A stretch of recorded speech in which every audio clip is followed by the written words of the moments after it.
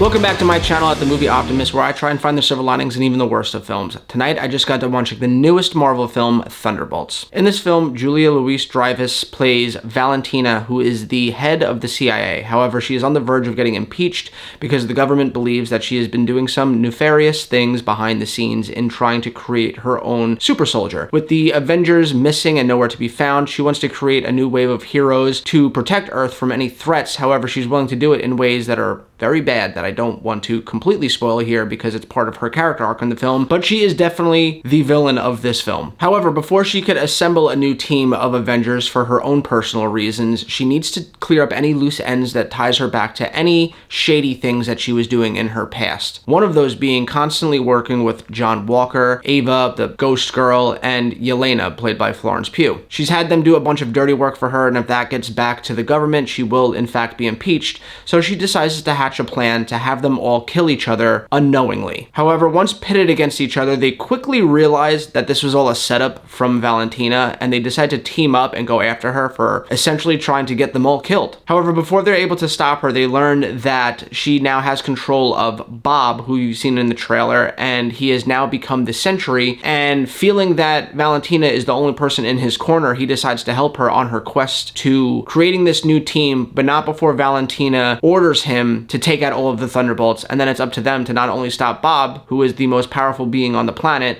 but also Valentina from getting her way. So, what did I think about this movie? It has been a long road since Avengers Infinity War and Endgame, and we've had a lot of wins. We had Shang-Chi, we had Ms. Marvel on Disney+, we had WandaVision, we had Deadpool and Wolverine. I personally didn't like Thor, Love and Thunder, I personally didn't like the Marvels, I personally didn't like Captain America Brave New World. It has been very hit and miss. I remember a day where we used to go movie for movie just expecting them to be great. Now we're in a point in time where we're hoping that they're at least good, but every other movie they've given us has been hit or miss. We'll get a good one, then we'll get a bad one, then we'll get a good one, then we'll get a bad one. And ever since they fired Bob Chapek and brought back Bob Iger gave Kevin Feige back full reins to take control of the MCU again and stop trying to mass produce content and instead put more focus on quality over quantity. And it really started with Deadpool and Wolverine, where that movie came out of the gates swinging. That movie was fantastic. It was loaded with a bunch of heart. Then we got Captain America Brave New World, and it was a mixed bag. It was a Frankenstein. There was some things that were really good about it, some things that were really bad about it. You could see where the meddling happened, but their heart was in the right place in trying to make that movie as good as it possibly can be. Now we got this movie, which is then going to lead into the Fantastic Four, which is then going to lead into Doomsday and Secret Wars. And I truly believe that the success of Doomsday and Secret Wars are going to lie on the shoulders of if Thunderbolts is good, because if this movie is good, that's just going to get people more excited to see Fantastic Four, and then if Fantastic Four is good, it's going to get people more excited to see the first Avengers movie. So how was it? This is easily the best movie, except for Shang-Chi, since the Infinity Saga. And yes, I do think that this is better than Deadpool and Wolverine, but there are certain things about Deadpool and Wolverine that I think are better than this, but overall, as a whole, this is a much better movie. Starting off with the performances, first and foremost, this is Florence Pugh's movie. She is front and center here. She has the most screen time. She also has one of the best arcs of the movie. She is fantastic as Yelena. She is so charismatic. You care about her. You care about what's going on with her and her mental state. She's very depressed. You've seen that in the trailer. You saw the reactions of people talking about how this movie deals with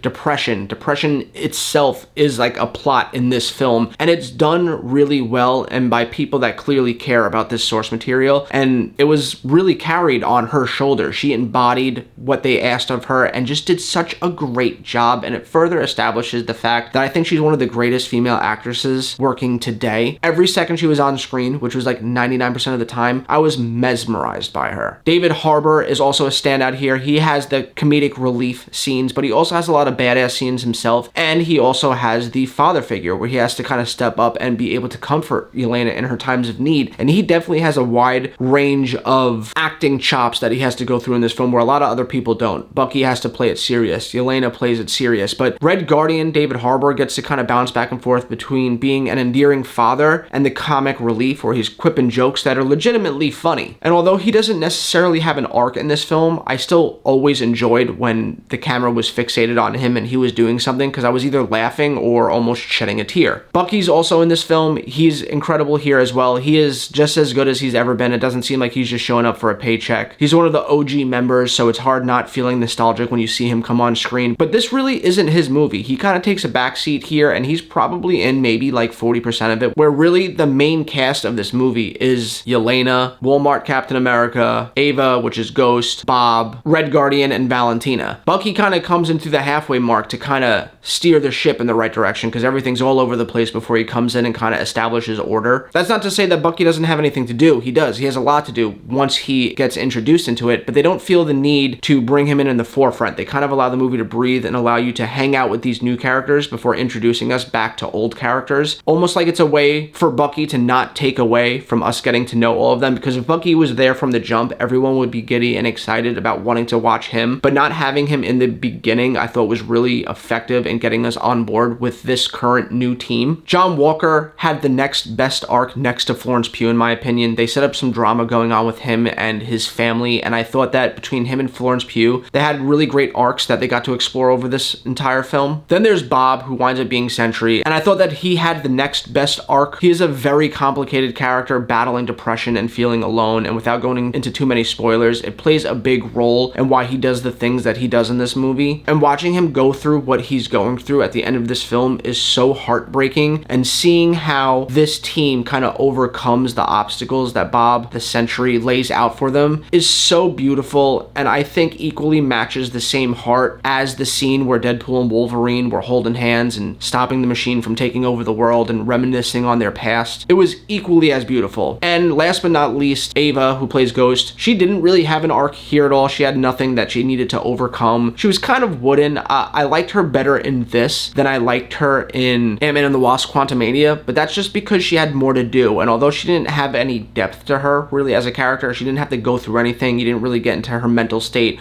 or learn anything traumatic about her. She had a lot more things to do in terms of just communicating with the team that you still get to bond with her. She does have a lot of funny moments in this film. She's kind of snarky and sassy, and you do like her by the end of it. Don't get me wrong, I'm not saying she was a bad character. She never has that moment that makes you feel something the way that Florence Pugh does, the way that Bob does, the way that Walker does. But overall, as a team, I loved everybody, and I thought that this team was really well done. It's really fun watching people that don't have superpowers try to save the day. It makes it a lot more grounded and compelling, and don't get me wrong, I love the Avengers movies, but a movie like this with people without superpowers adds this extra level of dimension that you don't get when everyone could just punch a car through the atmosphere. It makes the stakes feel a little bit higher because you can kind of put yourself in their shoes. And sure, Ghost can kind of phase through walls, and John Walker has the super soldier serum, but again, the heart of it is really Yelena's character, who is very human and again grounds this whole movie and never makes it feel too fantastical, never makes it feel like we're watching somebody like Thor who could just kill somebody with a hammer. It just,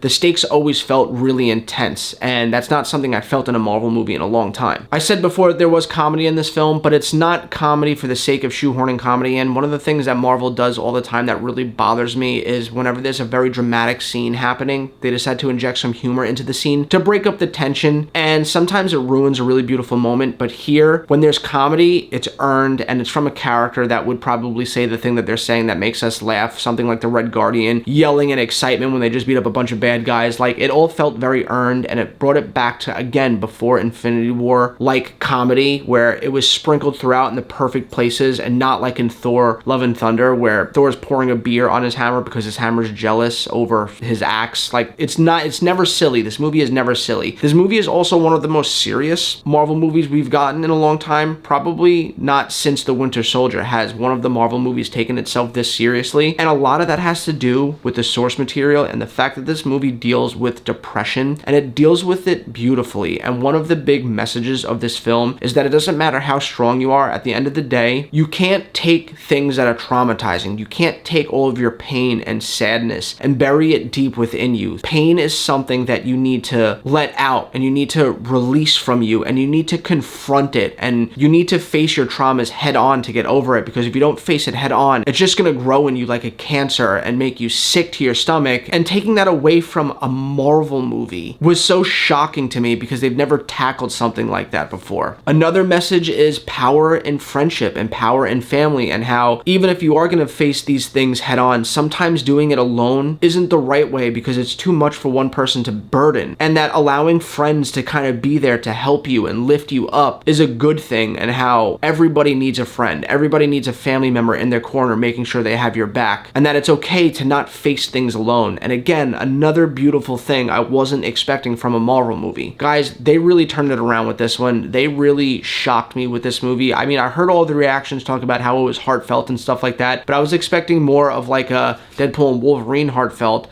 but they went into a way more serious realm that they've never tackled before. It's unlike any Marvel movie you've ever seen. All the performances were great. It's funny. It's action-packed. The last act gets a little more fantastical and into the realm of the superhero world, so it's not all grounded in reality. It's not like you're watching like an actual grounded movie with like no superpowers. You do get to see the Sentry in action, and when Bob is the Sentry and he's battling people, it's really epic. It feels like you're watching the MCU's version of Superman. I can't wait to see where they go with that character. He is definitely now a new fan favorite of mine, which is a good thing because they haven't introduced a lot of new characters in the MCU post Avengers Endgame that I've really cared about outside of Shang-Chi and Miss Marvel. So adding characters that are this rich in depth and made me like them this much is just a really good thing. This movie does have 2 post-credit scenes at the very end of it, so make sure you stay. The first one that you get midway through is kind of just played for laughs, but the last one, it's 2.5 minutes, and it's a doozy. It finally paints a picture of where the MCU is going for the first time in, I don't know, 10 years, and I am so excited to see what the payoff of that is going to be. So yeah, guys, at the end of the day, this is without a doubt the best thing they've done since the Infinity Saga, minus Shang-Chi, which I really loved. I'm gonna give this movie a 9 out of 10. So anyway, guys, let me know what you think in the comments down below. Are you excited to see the Thunderbolts? Has my review given you a reason to go and see it this weekend? Maybe it has. Maybe it hasn't. Maybe you're just